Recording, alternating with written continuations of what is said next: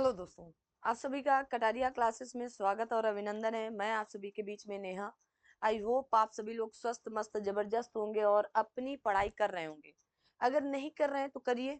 हाँ, अब वो समय आ चुका है कि आपको पढ़ाई करनी पड़ेगी। बिना पढ़ाई के अब ऐसे ऐसे एग्जाम आने लगे, ऐसे ऐसे क्वेश्चन आने लगे हैं आपके बीच में कि आप कोई भी एग्जाम में बैठेंगे तो आपको वो सिंपल सरल साधारण तो नहीं लगने वाला है। छोटा सा उदाहरण आप सभी के बीच में वर्तमान में क्या चल रहा है। यूपी ट्रिपल एससी का अभी पेपर हुआ था। किसका? यूपी ट्रिपल एससी का। और यूपी ट्रिपल एससी में किसका पेपर हुआ था? पिट का हुआ था ना। यूपी ट्रिपल एससी में पेपर भी हुआ तो किसका हुआ? तो आप देख रहे हैं पिट का पेपर हुआ। जो क्या हुआ, लोगों ने 2 इसके डिलीट कर दिए। उन्होंने सब ने कहा कि यूपीएससी का पिट है ये। किसका है? यूपीएससी का पिट। यूं ही पेपर आपके यूपीएससी का प्री आता है ना। क्योंकि यूपी ट्रिपल एससी का पिट मतलब यूपीएससी का पिट है कि प्री पास कर लो फिर डायरेक्ट मेंस पर बैठ जाओ। तो आप सबको क्या करना है भाई, एकदम जमकर पढ़ना है। ये जो रीड है ना, जो आपको पढ़ना है, जब तक आपको क्या नहीं होती, आवश्यकता नहीं होगी, तब तक आप नहीं पढ़ेंगे, है ना। क्यों कहा जाता है रिक्शा चालक व्यक्ति, रिक्शा चालक का बच्चा आईएएस बना? क्यों कहा जाता है? आवश्यकताएं उनके पास नहीं पूरी हो पा रही, और जब जब जब आपकी आवश्यकताएं पूरी होंगी तब तक आपकी पढ़ाई ढीली होती जाएगी। तो ढीली नहीं, एकदम नकेल कसते रहो अपनी पढ़ाई को, है ना। ये तो चाहती ही पढ़ाई, ये दिमाग चाहता है, पढ़ाई नहीं, ये आपका दिमाग चाहता है कि हमको ना पढ़ना पड़े, हमको ना करना पड़े, करा कराया मिल जाए, हम गप्प से खा लें, बात खत्म। तो उसी तरह ये दिमाग चाहता है कि हमको मेहनत ना करनी पड़े, हमको कुछ ना करना पड़े, हमको पकी पकाई नौकरी मिल जाए और हम ले ले। यही ना। आइए, आज कल मैंने आप सभी लोगों को आपकी नगदी फसलें जैसे गन्ना कपास के बारे में बताया था। तो आप सभी लोग ज्यादा से ज्यादा वीडियो देखें और ज्यादा से ज्यादा वीडियो को शेयर करें। आज हम लोग किसकी बात करेंगे? दलहन की बात करेंगे। अरहर की दाल हो गई, है ना, मूंग उड़द, सब दालें ही भरी हैं आपकी। इसमें क्या है? देखो सारी की सारी क्या है, ये आपका राजमा, राजमा की दाल बनती है ना, राजमा बनाते हो ना आप लोग, राजमा है, मूंग है ना, और कौन सा है ये देखो चना वाली, है ना, जिसे आप क्या कहते हैं, छोला वगैरह बनाते हैं ना। तो ये सब क्या है, आज दलहन और तिलहन की बात करने वाले हैं। तो आइए देखते हैं, सबसे पहले दलहन और तिलहन की तरफ मूव करते हैं हम लोग। कहा गया है भारत में अधिकांश जनसंख्या की प्रोटीन प्राप्ति का सबसे प्रमुख साधन दालें हैं। कौन सी होती हैं? दालें हैं भाई साहब, ठीक है ना। यहाँ पर रबी खरीफ जायद तीनों फसलों के अंतर्गत दालों की कृषि की जाती है। किसी एक फसल के अंतर्गत की जाती है क्या?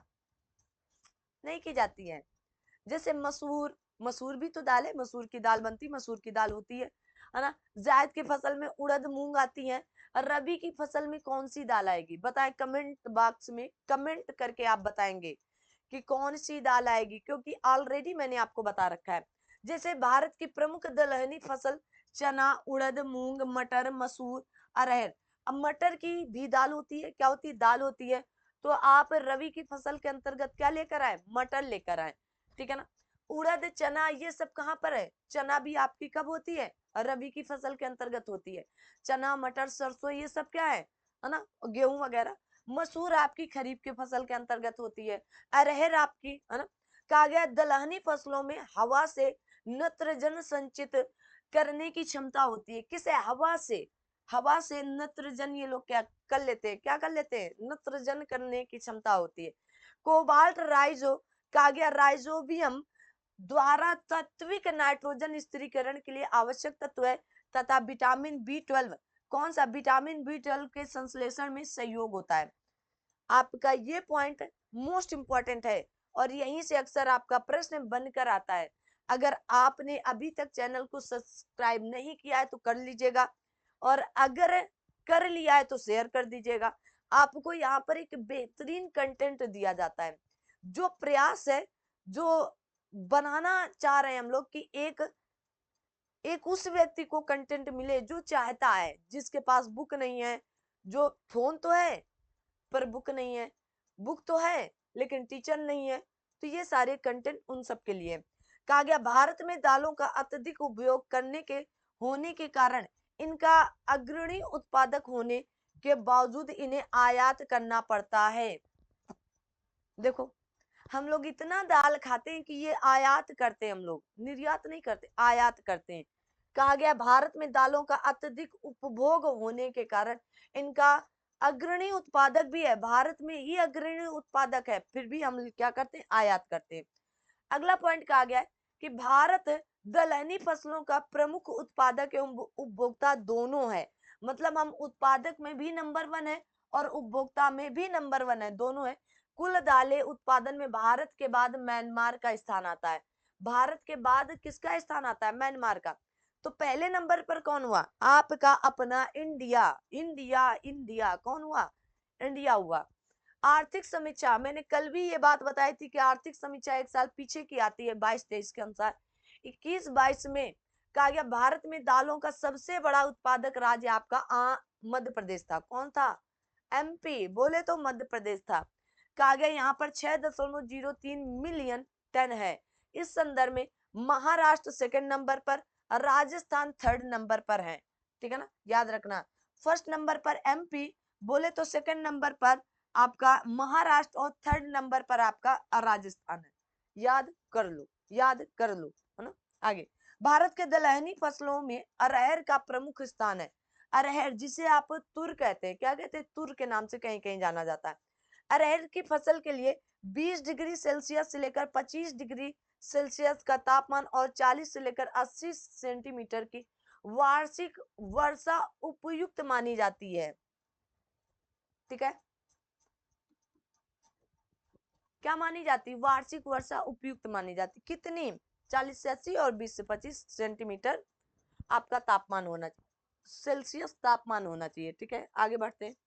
कहा गया इसकी फसल गंगा मैदान के जलोढ़ क्षेत्र या जलोढ़ मिट्टी क्षेत्र से लेकर प्रायद्वीप भारत की काली मिट्टी तक के क्षेत्र में उगाई जाती है। कौन सी, अरहर की दाल। कहा गया त्रुटिपूर्ण अपवाह जल का अधिकांश जमाव एवं पाला दलहन फसल के लिए हानिकारक है। अरहर की उत्पत्ति भारतवर्ष में हुई थी, कहां पर हुई थी, अरहर की उत्पत्ति भारतवर्ष में हुई थी। आर्थिक समीक्षा 22-23 के अनुसार 21-22 में भारत में सर्वाधिक अरहर का उत्पादन महाराष्ट्र में किया गया। अगर दालों में पूछा जाए तो मध्य प्रदेश, है ना, फिर उसके बाद महाराष्ट्र, तब राजस्थान। लेकिन अरहर की दाल पूछी जाए तो महाराष्ट्र नंबर 1 पर है ना। उसके बाद कर्नाटक, इस संदर्भ में कर्नाटक, और फिर उसके बाद आपका क्या होगा, उत्तर प्रदेश, ठीक है। कौन सा नंबर है, तीसरे नंबर पर है। अरहर की दाल उत्पादन में उत्तर प्रदेश कौन सा नंबर है, तीसरा नंबर है, ठीक है ना। पहला नंबर महाराष्ट्र का, सेकंड नंबर कर्नाटक का। महाराष्ट्र, कर्नाटक, यूपी, कौन सा है, यूपी। महाराष्ट्र, कर्नाटक, यूपी। या फिर आप ऐसे MKU लिख सकते हैं, क्या लिख सकते हैं, MKU, ठीक है। आगे बढ़ते हैं। अब कहा गया है कि आपके मालवी चमत्कार अरहर की एक प्रजाति है, लिख लो भैया, मालवी चमत्कार अरहर की एक प्रजाति है। अरहर के अन्य प्रमुख प्रजातियां जैसे अमर, आजाद, बहार, मालवी विकास, MA, है ना, 6 है, पारस है, सब क्या है, अरहर पर बॉयज ही अपना एकदम धाग जमा कर बैठे हुए हैं। अमर, आजाद, बहार, मालवी विकास और पारस है, याद रखना है। और मालवी चमत्कार भी है। आगे कहा गया आर्थिक समीक्षा 22-23 के अनुसार 21-22 में भारत में चना का सर्वाधिक उत्पादन महाराष्ट्र में किया गया। कहां पर, महाराष्ट्र में। तो अरहर कहाँ, महाराष्ट्र में। उसके बाद कर्नाटक में, तीसरा अपना यूपी बना है। और आपका चना सबसे ज्यादा कहाँ, महाराष्ट्र में, है ना। फलीदार अथवा दलहनी फसलों में कहा गया संतुलित उर्वरक अनुपात आपके कितना होता है, तो 1:3 होता है। कितना, 1:2:3 होता है, ठीक है ना, याद रखना। कहा गया उड़द उष्ण कटिबंधीय जलवायु की फसल है, या उत्तर भारत में खरीफ तथा दक्षिण भारत में रबी और खरीफ दोनों मौसम की होती है। जो आपकी उड़द होती है, हम लोगों के यहाँ उड़द की दाल या उड़द कब बोई जाती है, जायद की फसल के अंतराल में, ठीक है, अंतर्गत बोई जाती है। लेकिन कहा गया है उत्तर भारत में खरीफ तथा खरीफ के जस्ट बाद में बोई जाती है, ठीक है ना, तो जायद की फसल के अंतर्गत आ जाती है। खरीफ तथा दक्षिण भारत में रबी और खरीफ दोनों मौसम में बोई जाती, अलग अलग आती हैं भाई। आइए क्वेश्चन नंबर फर्स्ट आता है आपके बीच में कि भारत में दालों के उत्पादन के संदर्भ में निम्नलिखित कथनों पर विचार करें। कहा गया उड़द की खेती खरीफ और रबी दोनों फसलों में की जाती है। ओके। कहा गया कुल दाल उत्पादन का लगभग आधा भाग केवल मूंग का होता है। क्या बात है, ऐसी बात अभी मैंने आपको बताई ही नहीं। कहा गया पिछले 3 दशकों में जहां खरीफ दालों का उत्पादन बढ़ा है वहीं रबी दालों का उत्पादन घटा है। क्यों? ऐसा भी नहीं है। तो कौन से बात सही है? कहा गया केवल एक सही है, 2 3 सही है, केवल 2 सही है, 1 2 3 सही है। तो सही उत्तर क्या होगा? आप स्वयं से बताएं यहाँ पर सही उत्तर क्या होगा? केवल एक सही है। ये दोनों बातें एकदम गुड़ गोबर कर दी हैं। अगला प्रश्न, अगला प्रश्न है कि निम्न में से कौन एक देश दलहनी फसलों का मुख्य उत्पादक तथा उपभोक्ता है? यूएसए, चीन, इंग्लैंड, भारत। हम लोग उत्पादक भी सबसे अधिक करते हैं, उत्पादक नंबर 1 पर है और खाते भी खूब हैं। क्या करते हैं? उपभोक्ता में भी नंबर 1 है। किस पर? उपभोक्ता में भी। ठीक है ना? तो क्या हुआ? इंडिया, इंडिया, इंडिया मतलब आपका क्या हुआ? भारत। अगला प्रश्न है आपकी स्क्रीन पर कि भारत में निम्नलिखित में से कौन एक उत्पादक सामान्यतः निर्यात नहीं किया जाता है? गेहूं जाता है, चावल जाता है, चीनी जाता है, लेकिन दालें नहीं निर्यात की जाती हैं आपकी। क्या होंगी? दालें आपकी आयात की जाती है, उल्टा। ठीक है ना? आगे कहा गया है कि भारत में दालों की कमी है परंतु प्रोटीन की नहीं। भारत में दालों की कमी लेकिन प्रोटीन की कमी नहीं है। कहा गया दालों की मांग की वरीयता है। भाई मांग की वरीयता है। तो दोनों बातें क्या हो गई? सही है। ऐसे प्रश्नों पर समय गंवाए नहीं। ठीक है। भारत में दालों का सबसे बड़ा उत्पादक राज्य कौन सा है? देखो अब यहाँ पर दाल का कोई नाम नहीं बताया गया कि चना है कि अरहर है कि मूंग है कि उड़द है ना? सिर्फ आपसे पूछ लिया गया भारत में दालों का सबसे बड़ा उत्पादक राज्य कौन सा है? तो मैंने तो आपको बताया महाराष्ट्र, अरे मध्य प्रदेश, कौन सा होगा? आप कहेंगे मध्य प्रदेश, महाराष्ट्र, और फिर क्या बताएंगे आप सभी लोग? बताएं भाई। उसके बाद मैंने आप सभी लोगों को बता रखा है क्या होगा उत्पादक में, जल्दी से। फिर आप क्या बताएंगे? राजस्थान बताएंगे, है ना? तो क्या होगा? तो एमपी पहले नंबर पर है। कौन सा है? मध्य प्रदेश। बोले तो क्या है? मध्य प्रदेश पहले नंबर पर है, फिर महाराष्ट्र, फिर आपका राजस्थान है। आगे आते, फसल का प्रकार जिसमें हवा से नत्रजन संचित करने की क्षमता होती है। गेहूं में नो, दाल में, कॉफी में और रबड़ में नो नो, यस यस। दालों में किस पर होगी? आपकी दाल पर होती है ना? आगे आते, कागे दलहनी फसलों के उत्पादक हेतु कौन सा तत्व आवश्यक है? क्रोमियम, कोबाल्ट, आयोडीन या फिर सोडियम। क्वेश्चन नंबर 7 का सही उत्तर क्या होगा? अभी तो मैंने बताया था कि आपको कोबाल्ट की जरूरत पड़ती है। आगे कहा गया निम्नलिखित में से कौन सुमेलित नहीं है? अरहर नीलम है, मूंग चंद्रा है, मसूर काग्या पंत एल 406 है, सरसों वरुणा है। कौन सा सुमेलित नहीं है? क्वेश्चन नंबर 8 का सही उत्तर क्या होगा? बताएं, कौन सा सुमेलित नहीं है? जल्दी से क्या होगा? तो जो अरहर है ये नीलम किसकी प्रजाति है? आम की प्रजाति है। आम बोले तो मैंगो, है ना? मैंगो की है, अरहर की नहीं है। अभी अरहर की तो बताए थे आप सभी लोगों को। अरहर की जो प्रजातियां हैं सब एक एक याद करके रखना आप लोग। आगे आते हैं, कहा गया वायुमंडल के नत्रजन का स्थिरीकरण ना करने वाली दलहन फसल है चना, मटर, राजमा, मूंग। बताएं कौन सी नहीं है? क्वेश्चन नंबर 9 का सही उत्तर क्या होने वाला है? चना, मटर एवं मूंग फसलें वायुमंडल के नत्रजन का स्थिरीकरण करती हैं, जबकि ये भी कहना गलत होगा कि राजमा फसल वायुमंडल से नाइट्रोजन का स्थिरीकरण एकदम नहीं करती हैं। तो क्या होगा? राजमा। आगे बढ़ते हैं, कहा गया कुछ करती हैं, ऐसा नहीं है कि राजमा बिल्कुल नहीं करती हैं, है ना? एकदम नहीं करती, थोड़ा बहुत करती हैं, लेकिन सही उत्तर सी ही माना गया था। कहा गया दलहनी फसलों में संतुलित खाद का अनुपात कहा गया एनपीके है 1-2-1-2-2 3-2-1। कहा गया 2-1-1-2-4-2-1 या फिर 2-2-1। कौन सा परसेंटेज यहाँ पर सही होगा? तो दलहनी फसलों में संतुलित खाद का अनुपात क्या होना चाहिए? जल्दी से बताएं। दलहनी फसलों में कहा गया एनपीके, जल्दी से। तो क्या बताएंगे? 1 2 3 है वैसे, लेकिन यहाँ पर आप 1 2 और 2 भी सही मान सकते हैं। आगे कहा गया अरहर का जन्म स्थान है भारतवर्ष में है। कहाँ पर है? भारतवर्ष की है। एकदम शान से कहो भारतवर्ष की है। आगे बढ़ते, आगे कहा गया है मालवी चमत्कार एक प्रजाति है मटर की, अरहर की, मूंग की, गेहूं की। किसकी है? बताएं भाई, मालवी प्रजाति किसकी होगी? और मालवी प्रजाति के साथ साथ और कौन कौन सी है? जैसे पारस है, आजाद है, अमर है, बहार है, मालवी विकास है, सब याद करके रखना, अरहर की ही है। आगे कहा गया है निम्नलिखित में कौन सही सुमेलित है? वाह भाई, अरहर, बहार, है ना। कहा गया जौ आपके PVW 343, चना अर्पणा अपर्णा, और धान कहा गया NW 1014 सही है। तो सही उत्तर यहाँ पर क्या होगी? तो अभी आपसे बताया गया कि अरहर बहार है। जो चीजें एकदम कॉन्फिडेंस के साथ आती हैं उनको तो गलत ही नहीं करना है। बाकी क्या है, हमसे क्या ही फर्क पड़ता है? हमें नहीं पता है। हमें अरहर बहार पता है, पारस पता है, अमर पता है ना, आजाद पता है, मालवी विकास पता है, मालवी चमत्कार पता है। बहार एक प्रसिद्ध प्रजाति है मटर की, मूंगफली की, अरहर की, चना की। तो किसकी कहेंगे? चने, अरहर की। किसकी है? अरहर की है। अगला प्रश्न है मटर की कहा गया पत्ती विहीन जाति है। कहा गया अर्केल, आजाद, मटर वन, अपर्णा, या फिर L160। जल्दी से सही उत्तर का चयन करें, कौन सी होने वाली है? तो आपकी मटर की जो पत्ती विहीन जाति है वो कौन सी होती है? अपर्णा होती है। कौन सी? अपर्णा। आगे बढ़ते, कहा गया निम्नलिखित राज्यों में से कौन सा 2011-12 में दालों का सबसे बड़ा उत्पादक था? तमिलनाडु, उत्तर प्रदेश, राजस्थान, मध्य प्रदेश।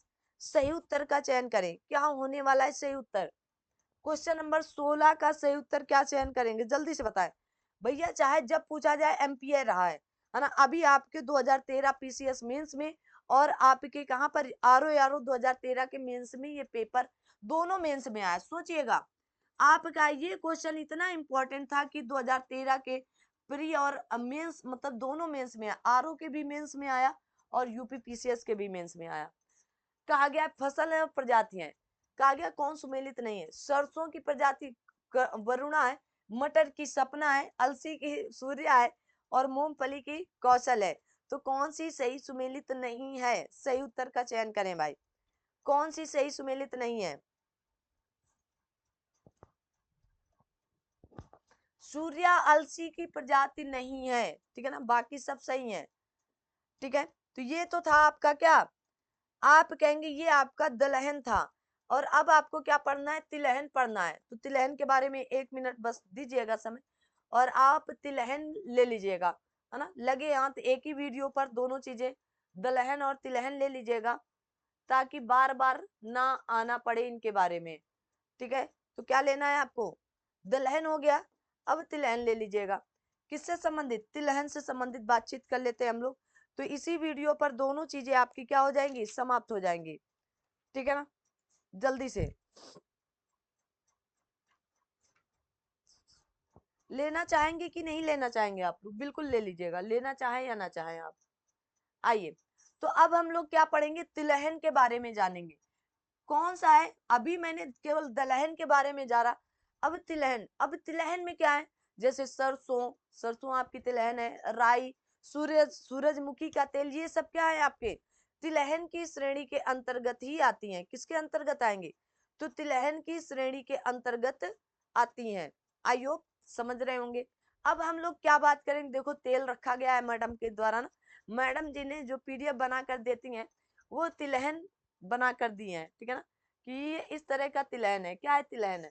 तो आइए तिलहन पर बातचीत करते हैं। सभी लोग तैयार है ना? चलिए, पहले कुछ थ्योरी है, फिर उसके बाद वही प्रक्रिया ये आपके क्वेश्चन आंसर। तो तिलहन में कहा गया तिलहन भारतीय भोजन में वसा का मुख्य स्रोत है। किसका है? वसा का मुख्य स्रोत। भारत की प्रमुख तिलहनी फसलें तोरिया, सरसों, तिल, अलसी, सोयाबीन, सूरजमुखी, अरंडी और आपके बिनौला है। कौन सा है? बिनौला, याद कर लो। कहा गया पीत क्रांति या का संबंध तिलहन उत्पादन से है। तिलहन से तेल और आपकी खली की प्राप्ति होती है। आप जब तेल पिराने जाते हैं या तेल निकलवाने जाते हैं चक्की पर मशीनों से, तो खली निकलती है, जिसको हम लोग क्या करते हैं? जानवरों को खिलाते हैं ना। उस खली का प्रयोग कहाँ, जानवरों को खिलाने पर किया जाता, खली की प्राप्ति हुई, जिनका उपयोग आपके स्नेहक और आपके किसमें कहा गया, वार्सिन्स, है ना, औषधि और सुगंधित पदार्थ, मोमबत्ती, साबुन, उर्वरक, पशु आहार, देखो आया ना, पशु आहार हम लोगों के यहाँ तो पशु आहार के रूप में ही कराई जाती है। बाकी आप देख सकते हैं औषध में, सुगंधित पदार्थ में, मोमबत्ती में, साबुन में, उर्वरक आदि में प्रयोग आदि के निर्माण में किया जाता है। कहा गया आर्थिक समीक्षा 22-23 के अनुसार भारतवर्ष में 21-22 में कुल तिलहन उत्पादन में 37.7 मिलियन टन अनुमानित है। कितना है, 37.7 मिलियन। कहा गया भारत में तिलहन का सबसे बड़ा उत्पादक राज्य कौन सा है, राजस्थान, बोले तो कौन, राजस्थान। उसके पश्चात आपका मध्य प्रदेश और गुजरात है। Number 1 Rajasthan, number 2 Madhya Pradesh, number 3 Gujarat. अब आपको ये याद करके रखना है, क्यों, क्योंकि दलहन में नंबर 1 पर कौन था, तो नंबर 1 पर मध्य प्रदेश, नंबर 2 पर आप कहेंगे महाराष्ट्र, नंबर 3 पर राजस्थान हुआ करता था। तिलहन में नंबर 1 मध्य प्रदेश 2 और गुजरात 3। कहा गया मूंगफली एक प्रमुख तिलहनी फसल है। मूंगफली वनस्पतिक प्रोटीन का अच्छा स्रोत है। मूंगफली उष्णकटिबंधीय पौधा है, इसके लिए 15 से 25 डिग्री सेल्सियस तापमान और 50 से 80 सेंटीमीटर तक वर्षा की प्राप्ति होनी चाहिए। कहा गया भारत में मूंगफली को गरीबों का काजू कहा जाता है। किसको, मूंगफली को भारत में गरीबों का काजू कहा जाता है, काजू के नाम से भी जाना जाता है। कहा गया पेंगिंग, पेंगिंग मूंगफली की फसल में होने वाली एक लाभकारी प्रक्रिया है। मोस्ट इंपॉर्टेंट है। एक बार जब ये प्रश्न आया था पेगिंग, तो हम नहीं समझ पाए थे ना, पता नहीं, हमने सोचा क्या पूछ लिया गया। बहुत शुरू में जब मैं मतलब एग्जाम के लिए खुद एकदम तैयारी पर लगी थी, है ना, जो पहली या दूसरी बारी एग्जाम पर बैठे थे तो नहीं समझ पाती। तो ये मूंगफली की फसल में होने वाली एक लाभकारी प्रक्रिया है। इसमें परागण जो होते हैं, परागण के बाद फूल के अवशेष भाग के आधार से क्या होते हैं, पेंग निकलकर जल की तरह नीचे की ओर मुड़कर जमीन के भीतर वृद्धि करता है। इसी को पेंगिंग देखो, ये आपका क्या, मूंगफली का पेड़ है ना, और इससे ऐसे ऐसे निकला और ये ऐसे जाएगा और यहाँ पर फिर से चला जाता है, कहाँ पर, जमीन पर, और ये क्या करता है, वहीं पर वृद्धि करता है। ठीक है, कहा गया है कि मूंगफली की फसल के लिए जिप्सम की अधिक अधिक मात्रा की आवश्यकता हो, मिट्टी पर क्या हो, जिप्सम की अधिक मात्रा हो। वर्ष 2021-22 के आंकड़ों के अनुसार मूंगफली उत्पादक 3 अग्रणी राज्य है, गुजरात, राजस्थान, तमिलनाडु। अब आपने क्या देखा, दाल में कौन था, दाल में बोले तो एमपी, महाराष्ट्र और राजस्थान। ठीक है ना, फिर इसके बाद आपको क्या बताया गया, किस पर, तो तिलहन में कौन है, तिलहन में, केवल तिलहन की बात की जाए, तिलहन में, तो तिलहन में फिर आपका राजस्थान, एमपी, और फिर क्या हुआ, तीसरा स्थान किसका हुआ, राजस्थान एमपी के बाद किसका हुआ भाई, बताओ जल्दी से, तो आप कहोगे गुजरात का हुआ। किसका, गुजरात का। अब बात किसकी हो रही, मूंगफली की, तो मूंगफली में कौन हुआ, गुजरात, राजस्थान, तमिलनाडु। कौन हुआ, गुजरात, राजस्थान, तमिलनाडु। हम लोगों को गुजरात तो इसलिए याद है कि हमारे जीजा जी रहते हैं गुजरात में ना, कहाँ रहते हैं, गुजरात में। तो वो क्या करते, जब भी आते थे, अब तो ट्रांसफर हो गया गुजरात से, तो जब भी आते तो ढेर भर मूंगफली लेकर आते थे भाई साहब। और वो एक दूसरे मतलब उसका एक दूसरा स्वाद था। हमारे यहाँ दूसरा स्वाद होता है, अपने यहाँ इलाहाबाद में या उत्तर प्रदेश, वहां एक दूसरा स्वाद हुआ करता था भाई, है ना, बहुत अच्छी लगती थी। तो गुजरात, राजस्थान, तमिलनाडु। सोयाबीन खाद्य तेल के अलावा प्रोटीन का एक अच्छा स्रोत भी है। सोयाबीन के लिए 15 से लेकर 25 डिग्री सेल्सियस का तापमान और 40 से लेकर 60 सेंटीमीटर तक वार्षिक वर्षा और 6 से लेकर 6 DH मान वाली अम्लीय दोमट मिट्टी अच्छी मानी जाती है। किसके लिए, तो आपके सोयाबीन के लिए। ठीक है ना, सोयाबीन बड़ा लड़कियां भी खाएं, लेकिन लड़के खाएं तो बहुत अच्छा माना जाता है ना, बहुत ज्यादा नहीं। सोयाबीन का तेल भी आता है, सोयाबीन की बड़ी भी आती है, लेकिन सोयाबीन के जो दाने आते हैं वो खाएं।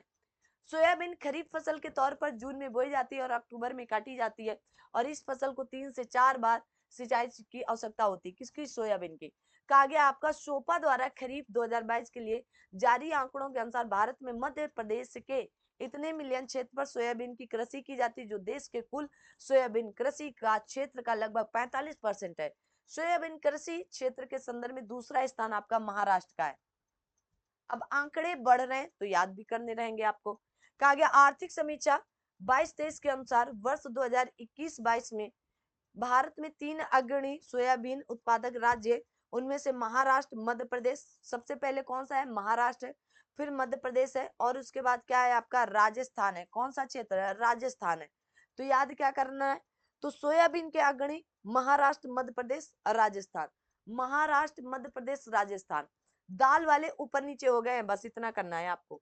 आगे कहा गया है कि सरसों भारत की प्रमुख तिलहनी फसल है। सरसों रबी की फसल के अंतर्गत आती है। कहा जाता है ना, चना मटर सरसों, है ना, के अंतर्गत आती है। सरसों की फसल के लिए 15 डिग्री सेल्सियस से 25 डिग्री सेल्सियस तक तापमान चाहिए। 75 से 100 सेंटीमीटर की वार्षिक वर्षा चाहिए, है ना। इसकी आपकी बुआई जो है, इसकी बुआई जो है अक्टूबर नवंबर में, एवं कटाई आपकी फरवरी मार्च में की जाती है। जैसे अभी गेहूं बोया जाएगा, उसी तरह आपके सरसों को भी अक्टूबर नवंबर में बोया जाता है। आर्थिक समीक्षा 22-23 के आंकड़ों के अनुसार 21-22 में देश के राजस्थान में सरसों का शीर्ष उत्पादक है। दूसरे स्थान पर मध्य प्रदेश और तीसरे स्थान पर हरियाणा है। याद रखना है, आंकड़े बढ़ रहे हैं, मैंने कहा आंकड़े बढ़ रहे हैं, लेकिन दिमाग में आपको आंकड़े रखने पड़ेंगे।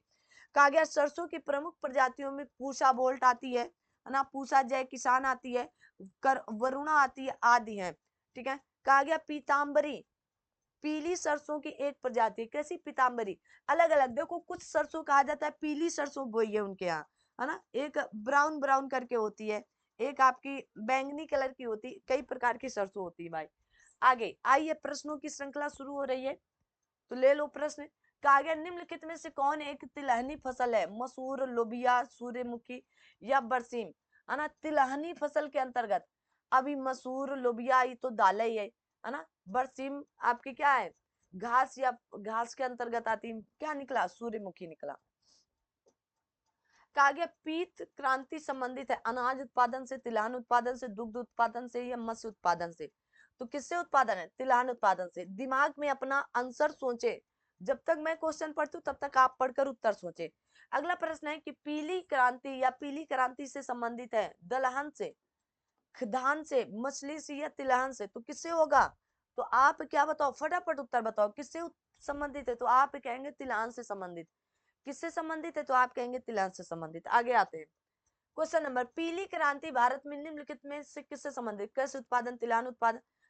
का है उत्तर इधर उधर भटके, तिलहन उत्पादन से है।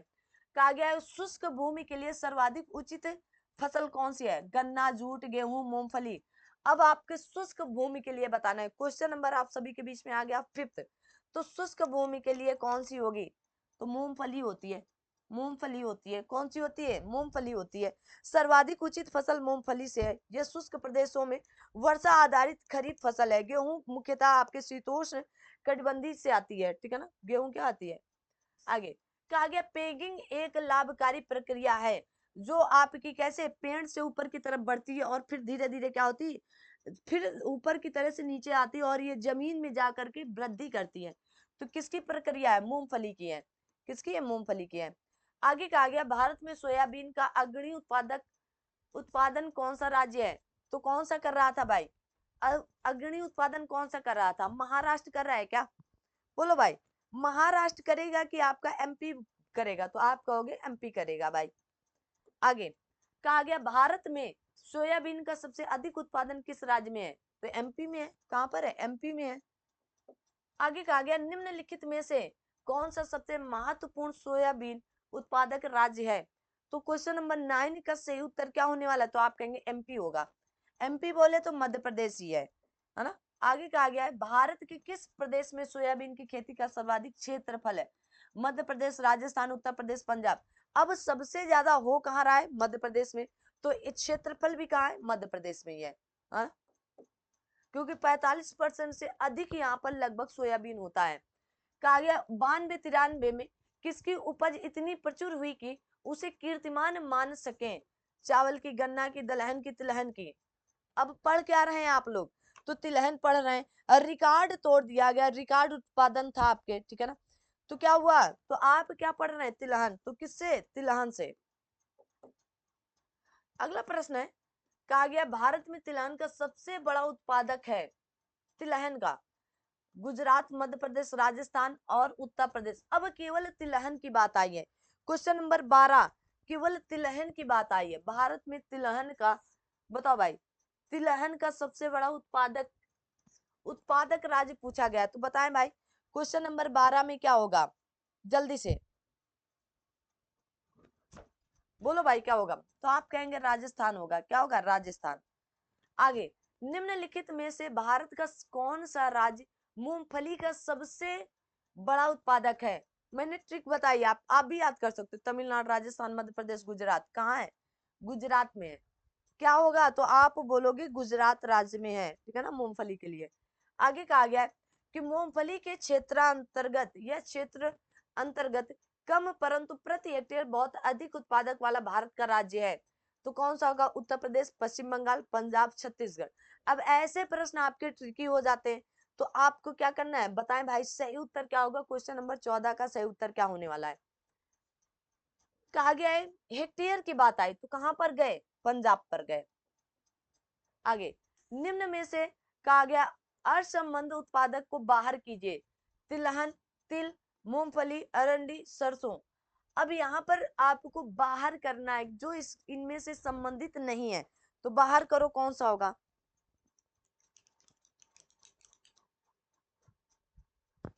क्या होगा? तो यहाँ पर मूंगफली, अरंडी, सरसों, तिल तो सब एक ही चीज है। बाहर क्या करोगे? इसमें बाहर क्या करने लायक है, बताएं भाई, बोलो भाई।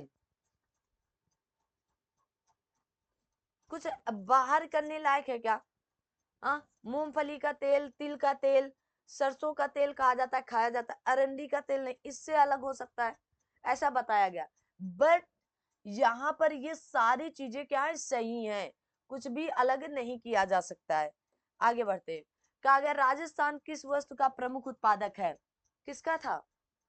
चना का, सरसों का, कपास का, गेहूं का। बोलो जल्दी से, कौन सा होगा? आप बोलोगे सरसों का था।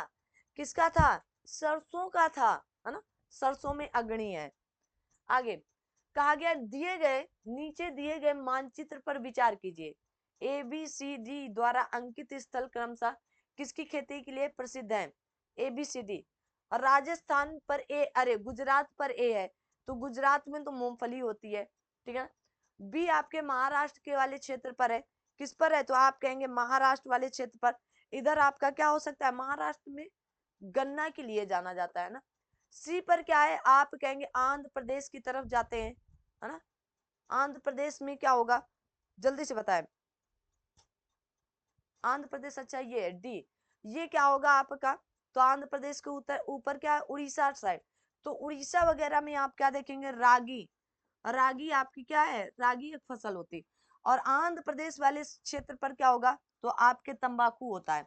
तो सही उत्तर क्या हुआ? बी, मूंगफली गुजरात में, महाराष्ट्र वाले प्रांत पर आप गन्ना देख रहे हैं, उड़ीसा क्षेत्र पर आप रागी, और आंध्र प्रदेश क्षेत्र पर तंबाकू देख रहे हैं। कहा गया भारत में उत्पादित प्रमुख तिलहनी निम्नलिखित में से हैं। तिलहन, सरसों, मूंगफली, सोयाबीन।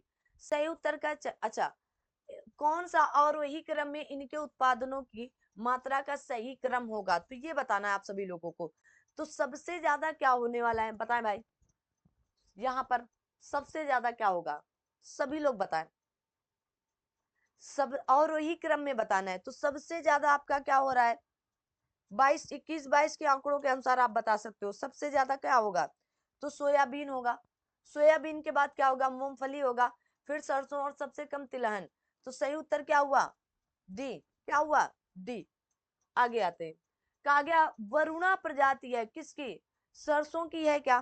किसकी बताई गई थी? अलसी की है क्या? सूरजमुखी की है क्या? या तिल की है? किसकी है? तो सही उत्तर का क्वेश्चन नंबर 19 का सही उत्तर बताएं क्या होगा, जल्दी से। वरुणा किसकी प्रजाति? आप कहेंगे सरसों की प्रजाति है। आगे, पूसा बोल्ट एक प्रजाति है गेहूं की, सरसों की, चना की, मूंगफली की। अब बात किसकी हो रही है? तो जाएंगे कहां पर? सरसों की बात हो रही है या तिलहनों की बात हो रही? तो तिलहन की होगी ना, मूंगफली की नहीं है फिलहाल। आगे आते हैं। पीताम्बरी एक प्रजाति है, किसकी है?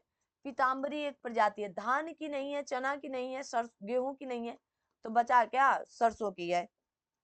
आगे, जिप्सम की अधिक मात्रा आवश्यक होती है धान की फसल के लिए, बरसीम की फसल के लिए, गेहूं की फसल के लिए, या फिर आपकी मूंगफली की फसल के लिए।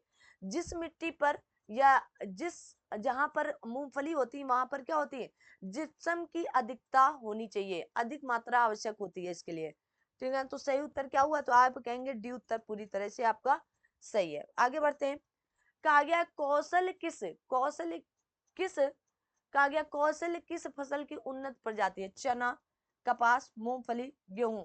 अब बताएं ना, कौशल किसकी प्रजाति होगी, तो यहाँ पर चना की नहीं होगी, कपास की नहीं होगी, गेहूं की नहीं है ना। चना वगैरह ये सब क्या है, दाल वगैरह है ना। तो बच क्या रहा है, मूंगफली की है। कौन सी, कौशल नामी है, गरीबों का काजू कहा जाता है मूंगफली को। निम्नलिखित में से किस फसल में सबसे ज्यादा प्रतिशत तेल की मात्रा होती है, मूंगफली के तेल में, सोयाबीन के, सूरजमुखी या तिल के तेल में। बताए भाई। अब आप जैसे सरसों का तेल पिरवाने ले जाते हैं तो सबसे ज्यादा किसकी होती है, बताए, बोलो भाई। देखो मूंगफली में 48% है ना, मूंगफली में कितना 48%, सोयाबीन में 40%, सूरजमुखी में आपका 42%, तिल के तेल में लगभग 52% मिलता है। कितना, 52%। सही उत्तर क्या हुआ, 52% वाला। कागे कुसुम एक तिलहनी फसल है, किसका वैज्ञानिक नाम है, कहा गया ग्लाइसिन मैक्स का, कहा गया अरिसिनम कम्युनिस का, या आपके कहा गया कार्थेमस टेक्टोरियम का, या आपकी बंदी टाप का। सही उत्तर क्या होगा, कुसुम एक तिलहनी फसल है। आरो यारो 2016 के मेंस पर ये क्वेश्चन पूछा गया था, कब, आरो यारो पर। अब देखो ये थोड़ा सा आप सभी लोगों को कैसा क्वेश्चन लग रहा है, नया क्वेश्चन लग रहा है, 2016 के मेंस में आया था, है ना। इस तरह के नए नए क्वेश्चन निकालकर एग्जामिनर आपके सामने प्रस्तुत करता है। तो कुसुम एक तिलहनी फसल है और वैज्ञानिक नाम किसका है, तो आप कहेंगे कार्थेमस टिक्टोरियम्स का। किसका है, तो आप कहेंगे कार्थेमस टिक्टोरियम्स का है। सही उत्तर क्या हुआ, सी। और ये थी आज की श्रृंखला। अगर आप यहाँ तक वीडियो देख कर आए हैं तो थैंक यू, अगर वॉच कर रहे हो यहाँ तक तो थैंक यू, और अगर नहीं कर रहे हो तो करिएगा। आपको पीवाईक्यू से जो कराए जाते हैं जबरदस्त लाभ मिलने वाला है। अब आप माने या ना माने ये आप पर डिपेंड करता है। तो आज की इस क्लास को हम लोग यहीं तक रखेंगे, फिर मिलते हैं अगली क्लास में कुछ नया लेकर आने का, है ना। आपकी इंडियन ज्योग्राफी बस समाप्त होने वाली है ना। आगे आएंगी आपकी बागानी फसलें, उनकी चर्चा करेंगे, जैसे काफी, कहवा, चाय, रबड़, इनकी बात करेंगे। और फिर धीरे धीरे हम लोग किधर पहुंचते जा रहे हैं, अन्य फसलें आ जाएंगी, उनसे संबंधित भी बातचीत करेंगे। और फिर एक नया चैप्टर शुरू होगा आपका झूमिंग कृषि, और फिर कृषि की विविध आएगा। और फिर उसके बाद शुरू होने वाला है क्या आपके बीच में, तो आप देखेंगे उसके बाद एक नया चैप्टर आपके बीच में विराजमान होगा, जो आपका क्या होने वाला रहेगा, तो खनिज संसाधन, जो इंडियन ज्योग्राफी का या वर्ल्ड ज्योग्राफी का सबसे टफ टॉपिक माना जाता है, आपके खनिज संसाधन। जो अगर याद कर लिए गए तो 2 नंबर कहीं नहीं गए आपके, 2 नंबर की मैं बात करती हूँ। हर एग्जाम में लगभग 2 नंबर का खनिज संसाधन पूछा जाता है। तो आज की इस क्लास को हम यहीं तक रखते हैं, फिर मिलते हैं अगली क्लास में। तब तक आप सभी लोग अपना ध्यान, अपने साथ सभी अपनों का ध्यान रखें। चैनल सब्सक्राइब नहीं किया तो फटाफट कर लीजिएगा, फिर और शेयर नहीं किया तो शेयर भी कर दीजिएगा। मिलते हैं अगली क्लास में, तब तक ले थैंक यू सो मच। जय हिंद, जय भारत।